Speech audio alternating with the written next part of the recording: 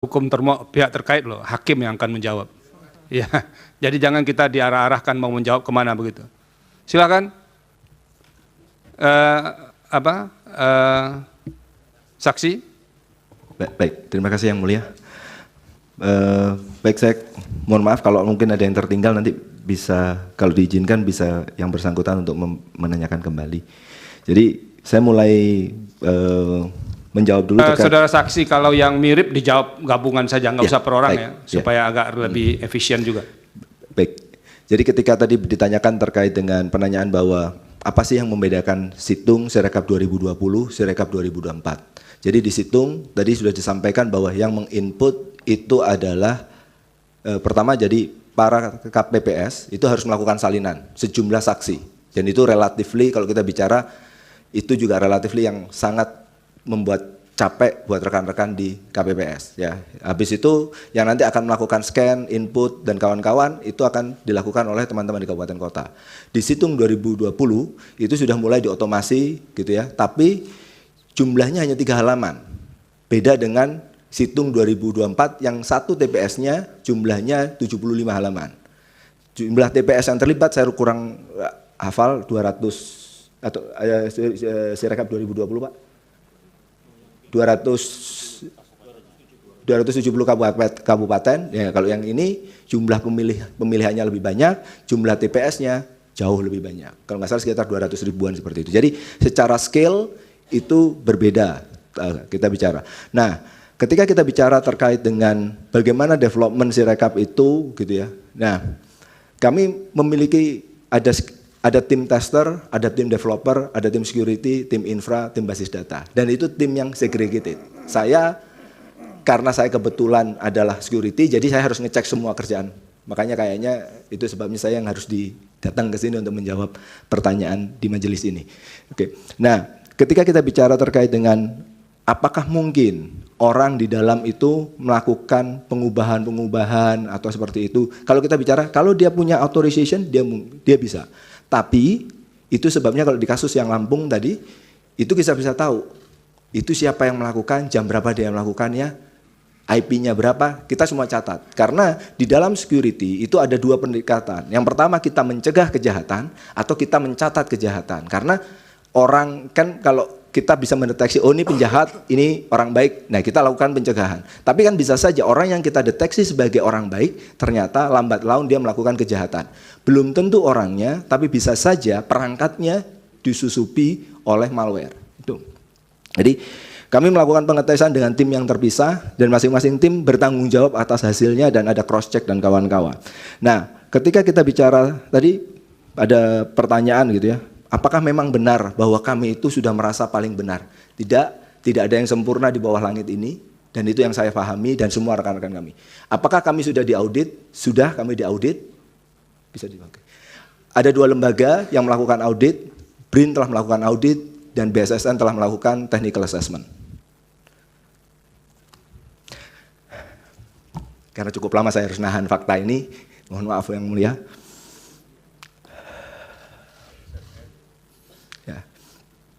Nah, jadi kami sudah diaudit, gitu ya. Terima kasih dukungan dari para lembaga negara tersebut, gitu ya, mendukung kami untuk menjadi lebih baik seperti saat ini.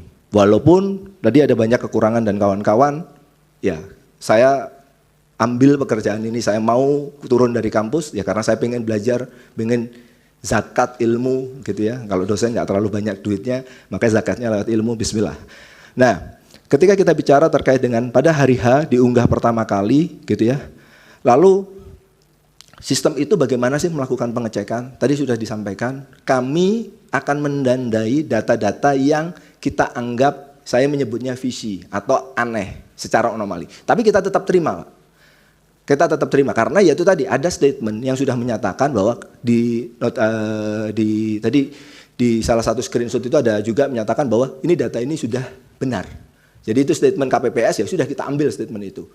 Nah, kami punya pengecekan secara rutin, tapi kita tidak mengaktifkan pada saat pertama untuk take down. Jadi, nah setelah saya lupa hari kedua atau malam hari ya Pak ya, yang kita akhirnya kayaknya kita Pak Hasim dan jajarannya memutuskan ya udah kita pakai automated take down. Jadi kalau sudah lewat angkanya kita nggak langsung publish. Jadi suara yang dari KPPS itu nggak langsung automated publish, kita lihat dulu. Teman-teman kabupaten kota harus melakukan verifikasi apakah memang benar angkanya segitu, karena kita menyebutnya angkanya angka ekstrim. Itu yang kita lakukan. Tapi fitur itu tidak kita enable dari awal. Karena apa? Karena ya kita awalnya sudah punya husnuzon menyatakan bahwa lah itu kalau statementnya dari teman-teman KPPS, ya begitulah kejadian yang mutlak terjadi di lapangan. Ya, kalau kita punya delegation, kita harus memberikan authority, kita harus memberikan trust di situ. Tapi ketika kita lihat perkembangan seperti itu, ya terpaksa switch itu kita aktifkan. Baru teman-teman itu mulai bekerja. Nah, lalu ketika kita bicara terkait dengan Sirekap ditutup dan kawan-kawan, sebenarnya tadi Sirekap itu Bapak Ibu sekalian yang biasa digunakan oleh rekan-rekan, itu kami sendiri tidak pernah menyebut itu adalah Sirekap. Tapi itu info publik. Pemilu 2014 itu adalah info publik. Sirekap 2024 itu adalah info publik, mohon maaf.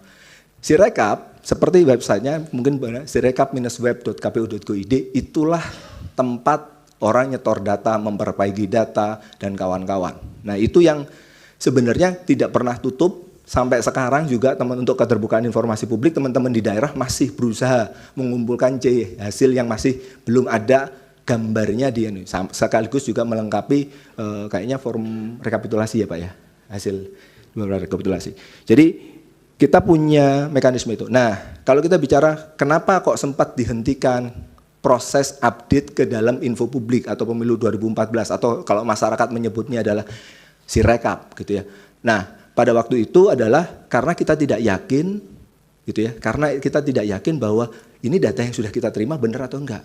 Ya sudah, yang sudah masuk kita bereskan, yang sedang dalam antrian ya jangan keluar dulu, nanti keluar kotor disalahkan lagi, repot lagi kita nggak pernah tahu mana air bersih mana air kotor. Jadi itu dugaan saya, karena ya saya tergantung dari arahan dari itu, tapi itu setelah kita berdiskusi seperti itu kebatinan yang saya tangkap adalah oke, karena tidak yakin dengan data yang baru ini malah jangan-jangan bikin blunder, stop dulu, yang sudah keluar kita bersihkan, yang baru masuk kita sembari filter itu pelan-pelan.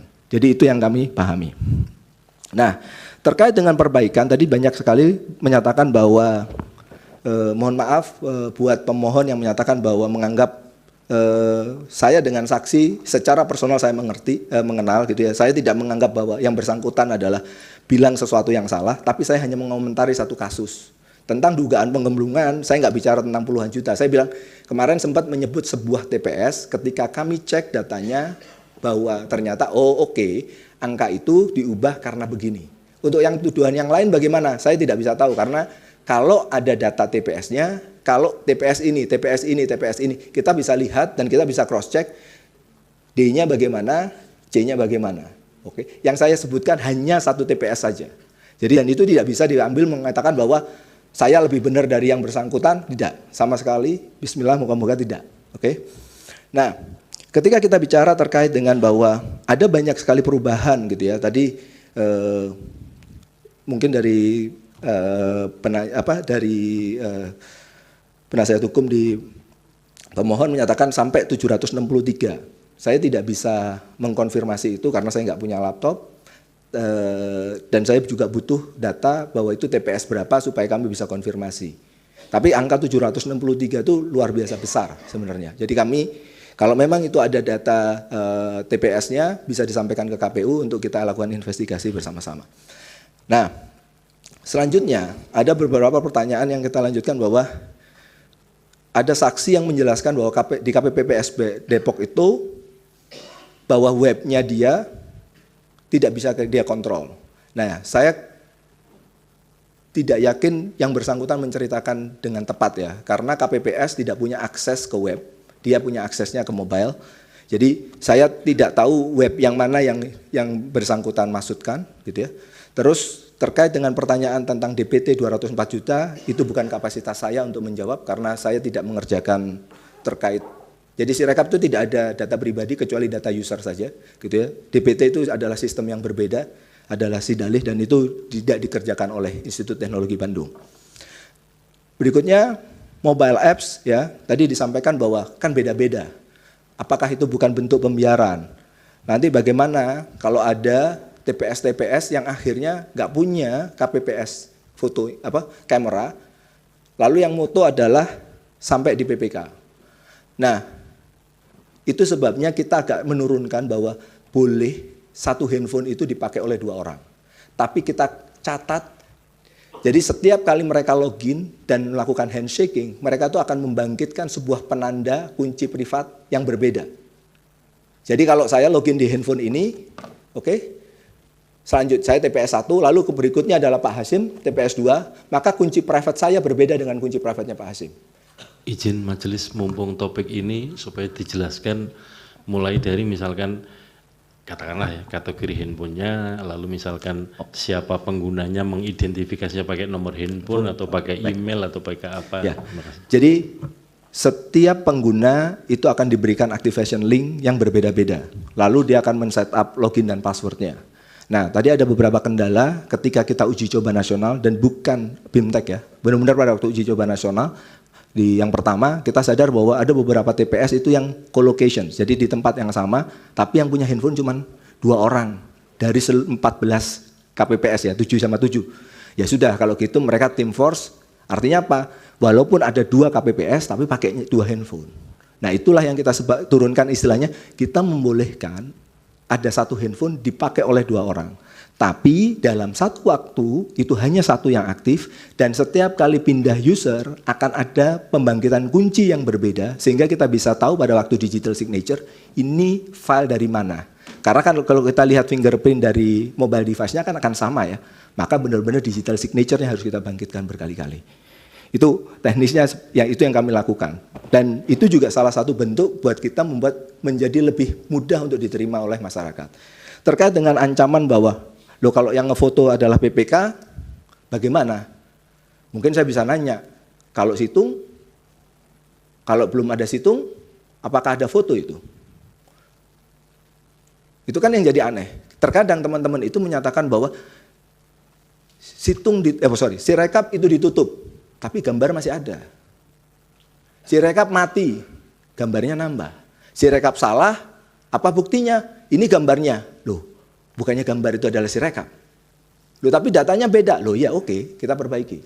Jadi ada data, ada gambar, ada chart, itu adalah data yang ada di Sirekap. Dan itu yang menyebabkan juga kayaknya saya merasa bahwa saya nggak kebayang dari Pak Hasyim nih, pakai kupingnya panas gitu ya, sampai ya udahlah dimatiin datanya. Habis itu banyak masyarakat sipil yang menyatakan bahwa, loh kok datanya dihapus sih? Ya, tapi kan pertanyaan berikutnya, kalau datanya salah, dan itu tebakan saya, ini sorry ya, saya bukan ahli tapi sok taunya saya. Kenapa itu termasuk informasi yang dikecualikan? Karena KPU tidak pede dengan kualitas data C hasilnya. Yang data, bukan kalau gambar. yang itu biar dijawab oleh apa? Oleh KPU tadi. Yang Baik. terkait dengan pengecualian, pengecualian informasi yang dikecualikan itu. Mohon maaf yang boleh. Oke. Jadi itu yang dilakukan berkali-kali bahwa kami tidak pernah mematikan Sirekap untuk menerima, memproses data dan lain sebagainya. Jadi teman-teman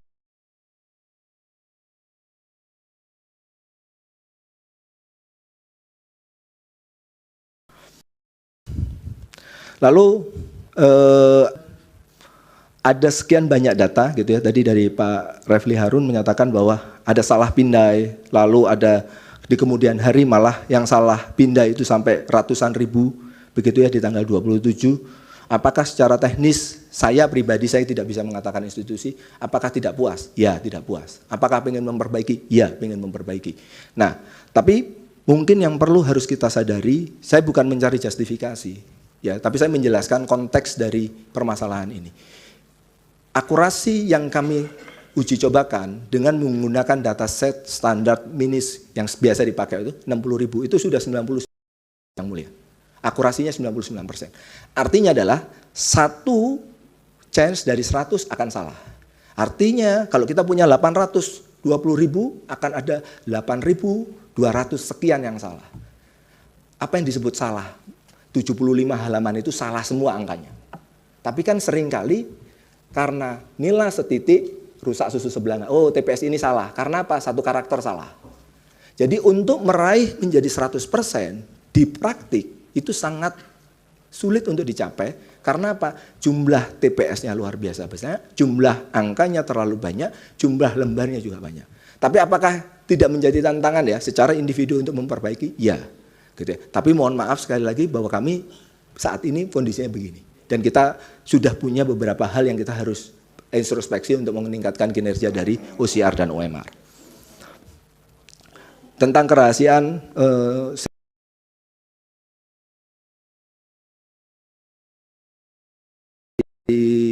terkait dengan pertanyaan dari pemohon Pak Dung terkait dengan integritas yang bersifat mutlak dari TPS. Nah, pertanyaannya adalah tentang metadata yang tidak aksesibel.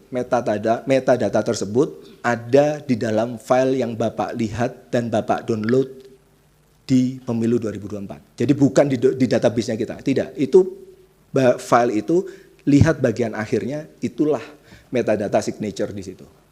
Kenapa kok tidak kita taruh di EXIF, di tempat yang biasanya? Tadi saya sampaikan, kalau ditaruh di situ, kalau nanti ditransfer lewat WA, EXIF itu akan hilang. Ditransfer lewat email, EXIF itu akan hilang. Karena itu biasanya dipakai untuk perlindungan privasi, Pak. Jadi EXIF itu itu beberapa tekniknya. Oleh karena itu, supaya nanti kalau nanti kita ditanyakan file ini benar atau enggak, ya kita lihatnya dari file itu, tidak lihat lagi dari EXIF-nya tadi. EXIF itu adalah metadata, orang biasanya menyebut JPEG, PNG, itu ada EXIF, nah itu adalah metadata. Kita taruh metadatanya di belakang filenya. Jadi tidak perlu minta tolong KPU, signature-nya file ini enggak, Bapak download, Bapak bisa. Dan malah minta izin majelis, itu namanya apa tadi? Disimpannya di mana tadi? Bisa tampilkan, Mas. Biar bisa dicek. Di bagian paling belakang dari file. Jadi ada dua tipe file yang kita bisa pakai, JPEG atau salinan C hasil digital. Itu semuanya punya digital signatures atau hash yang ada di belakang.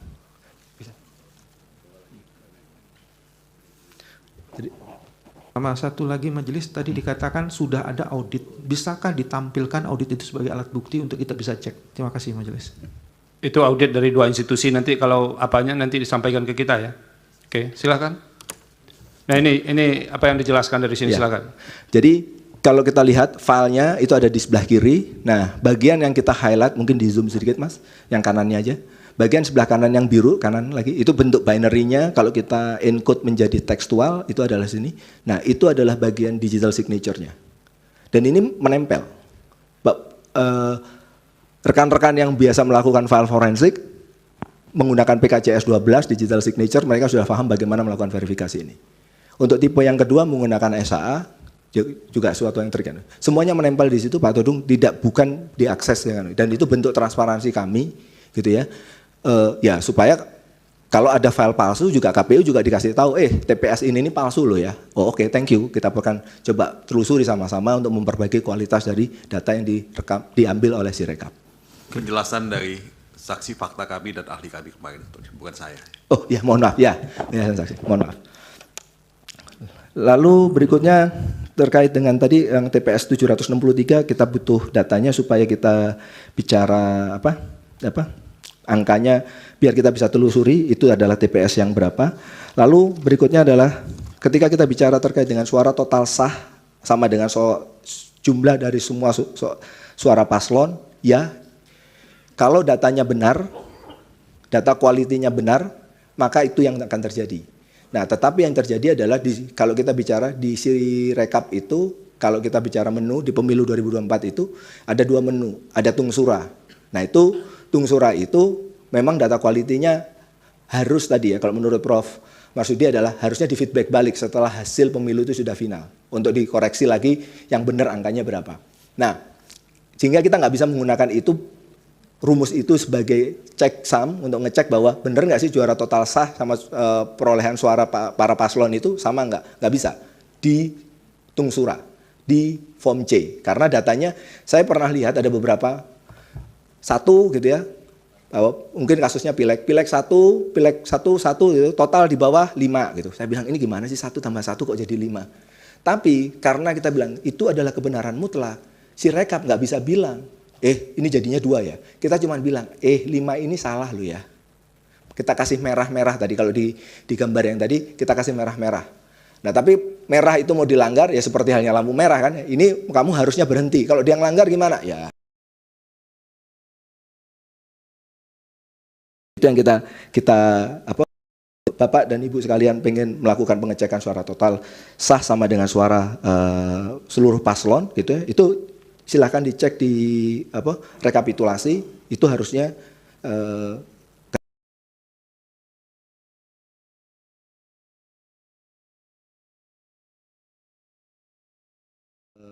tadi angkanya 100 sekian juta, itu kiri dan kanan sama. Itu, tadi saya minta tolong cek teman-teman. Soal server yang disimpan di luar negeri tadi. Oke, server yang disimpan di luar negeri tidak benar.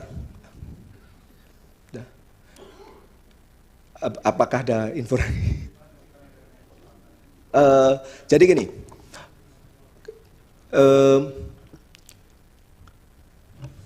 kami melakukan kesalahan, kami melakukan kesalahan, gitu ya.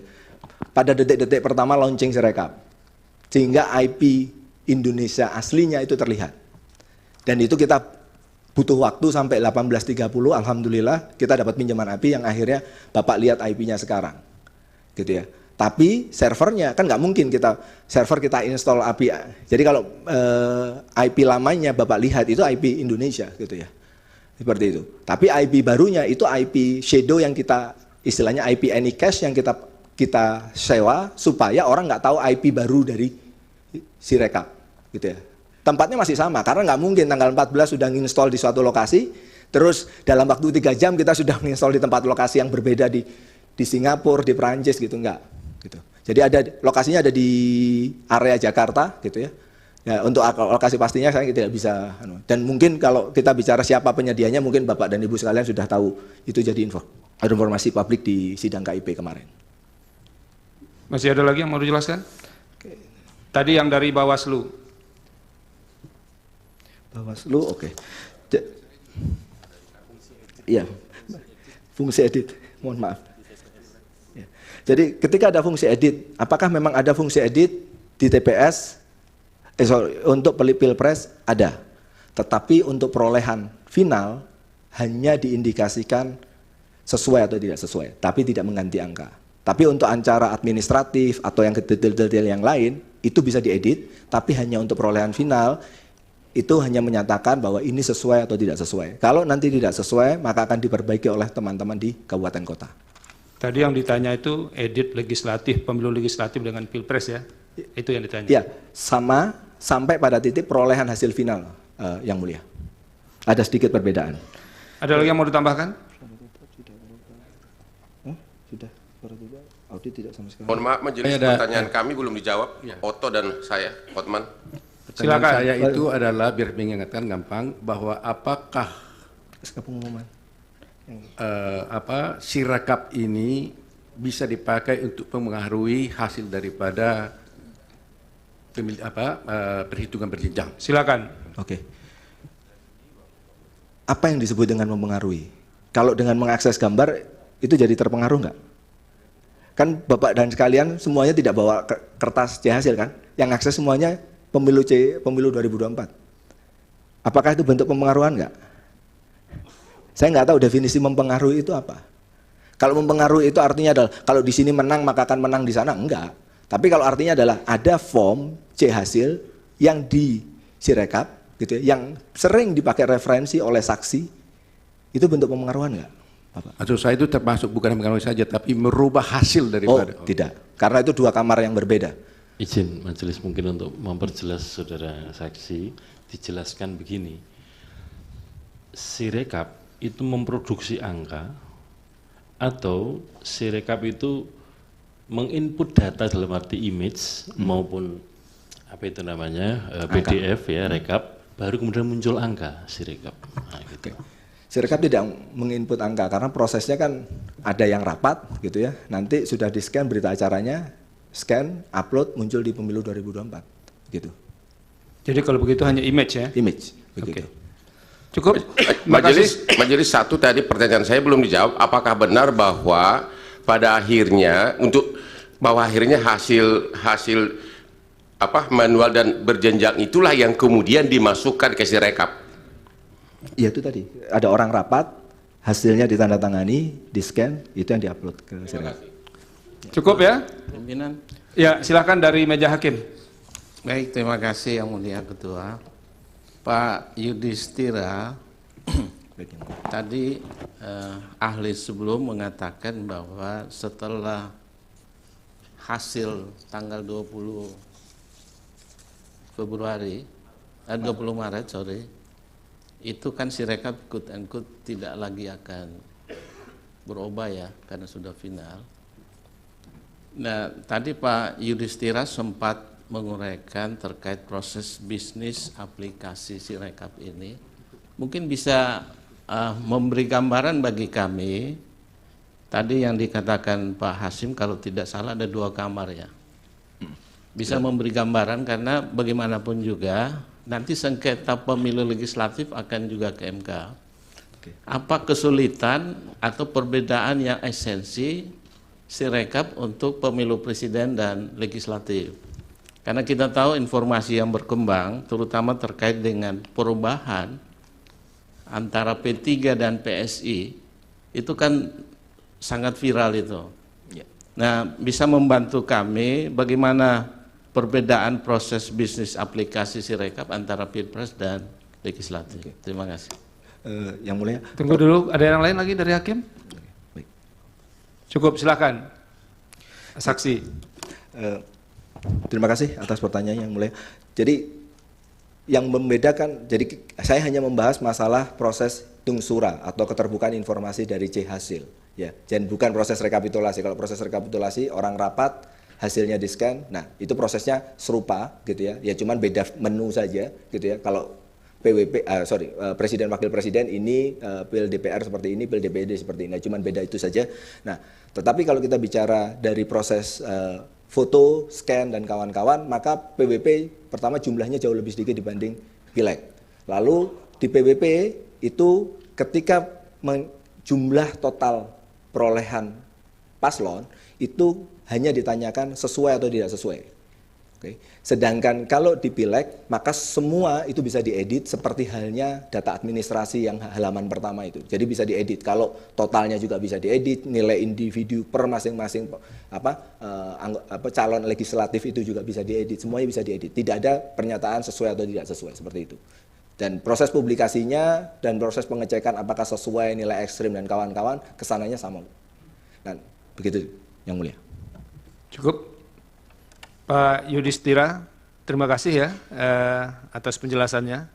Mudah-mudahan ini bermanfaat untuk kami menjelaskan atau menjawab dalil pemohon dalam kedua permohonan ini. Terima kasih. Semoga sehat selalu ya.